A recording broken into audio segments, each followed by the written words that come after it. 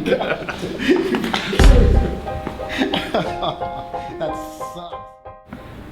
G'day, we're here at the new box at CrossFit and Fearless. Today we're going to talk about bracing your spine, creating a neutral spinal position, and the foundational movements that go from core to extremity which make up the CrossFit program.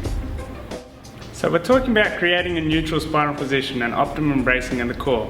This really all starts with external rotation at the hip joint, which brings on these glutes, which provides a nice stable pelvis position that I can then set my core around.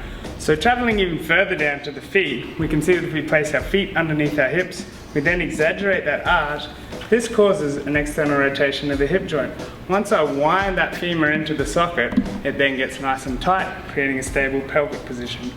Once the pelvis is nice and stable, I can then tie my rib cage down, take a big breath in, and brace my midline, providing me with optimum stable core contraction.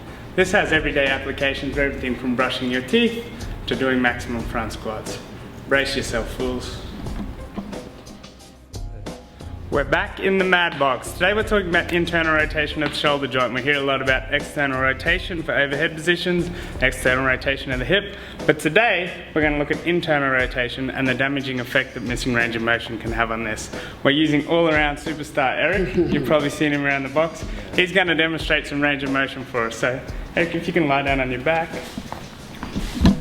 So you can see, with Eric's arm in a passive position here, we should be able to apply his hand all the way to the floor without any shoulder movement off the mat with this. So winding his arm down, we can see at about 50%, we start to create that internal rotation deficit there.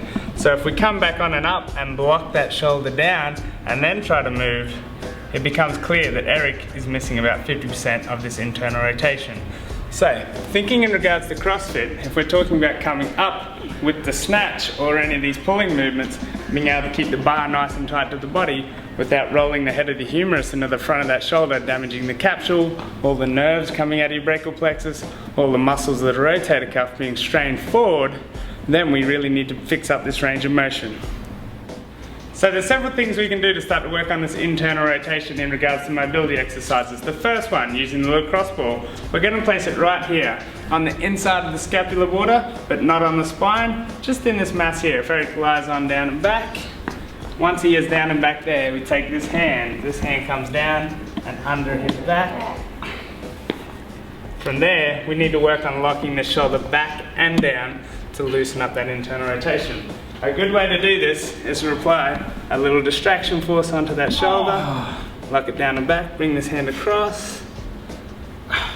You can see from Eric's face that he doesn't spend enough time loosening up this internal rotation. And that's it. To get this off.